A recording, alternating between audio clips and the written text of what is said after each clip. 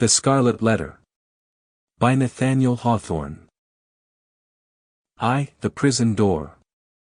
A throng of bearded men, in sad-colored garments and grey steeple-crowned hats, intermixed with women, some wearing hoods, and others bareheaded, was assembled in front of a wooden edifice, the door of which was heavily timbered with oak, and studded with iron spikes. The founders of a new colony, whatever utopia of human virtue and happiness they might originally project, have invariably recognized it among their earliest practical necessities to allot a portion of the virgin soil as a cemetery, and another portion as the site of a prison. In accordance with this rule, it may safely be assumed that the forefathers of Boston had built the first prison house somewhere in the vicinity of Cornhill, almost as seasonably as they marked out the first burial ground, on Isaac Johnson's lot, and round about his grave, which subsequently became the nucleus of all the congregated sepulchres in the old churchyard of King's Chapel. Certain it is that, some 15 or 20 years after the settlement of the town, the wooden jail was already marked with weather stains and other indications of age, which gave a yet darker aspect to its beetle-browed and gloomy front. The rust on the ponderous ironwork of its oaken door looked more antique than anything else in the New World. Like all that pertains to crime, it seemed never to have known a youthful era.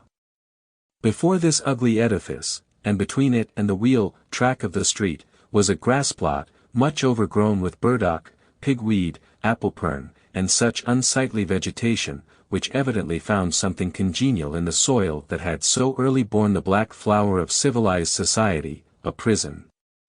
But on one side of the portal, and rooted almost at the threshold, was a wild rose bush, covered, in this month of June, with its delicate gems, which might be imagined to offer their fragrance and fragile beauty to the prisoner as he went in, and to the condemned criminal as he came forth to his doom, in token that the deep heart of nature could pity and be kind to him. This rosebush, by a strange chance, has been kept alive in history, but whether it had merely survived out of the stern old wilderness, so long after the fall of the gigantic pines and oaks that originally overshadowed it, or whether, as there is fair authority for believing, it had sprung up under the footsteps of the sainted Anne Hutchinson as she entered the prison door, we shall not take upon us to determine.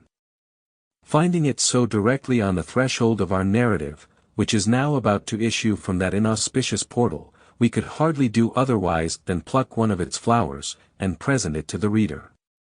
It may serve, let us hope, to symbolize some sweet moral blossom that may be found along the track, or relieve the darkening close of a tale of human frailty and sorrow.